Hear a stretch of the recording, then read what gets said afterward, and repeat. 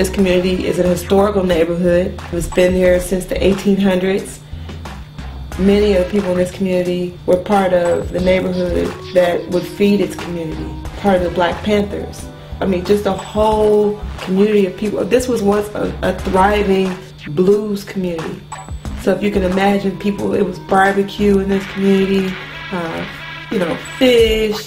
You could come down here and get, I mean, just any type of home, down home food that you want to get. And now those stores are, you know, slowly dwindling.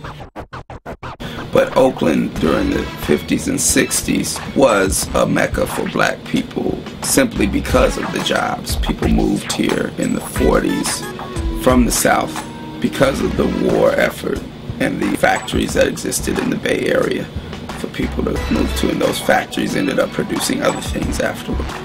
They quickly were shut down. It left a large section of the working class, mainly Black people in the Bay Area, having to find other forms of income.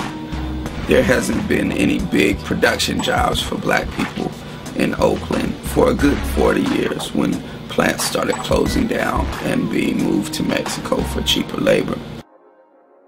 You know, it used to be that since they did have some industry in Oakland, they needed Black people to be close to the factories and things like that. Well, we don't got that anymore. So we don't need the Black people in the cities anymore. We know that one way that gentrification works is by saying to people that may be consciously or unconsciously racist that you won't have to deal with these Black people that are here. They're either going to be gone or the police have them locked away and scared enough to not come out. When you look at what City Repair has done with corners, this is very interesting because these corners are well utilized all the time. And there's a sense that the corner is a place for show time, so to say. It's a place for fashion.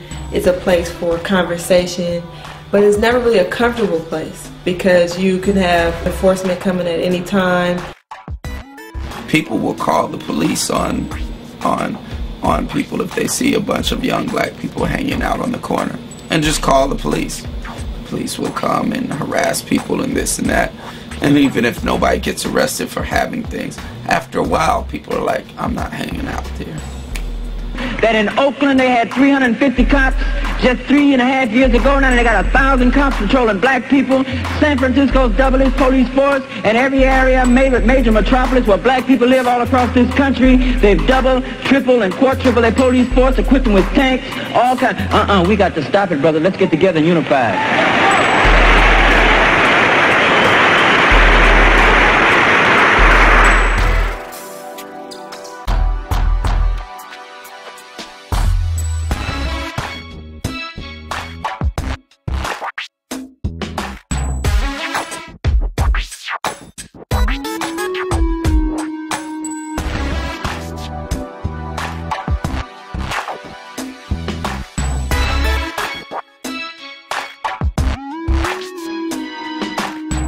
The first thing I thought was, seriously, it's like a new revolution.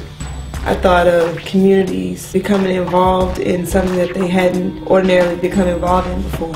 It seemed like a movement that this community had seen before, but in a different sense. It meant that there was more connectivity between each other. There was more communication. And the idea is that some people will move in and integrate into Black neighborhoods that really want to be part of the community.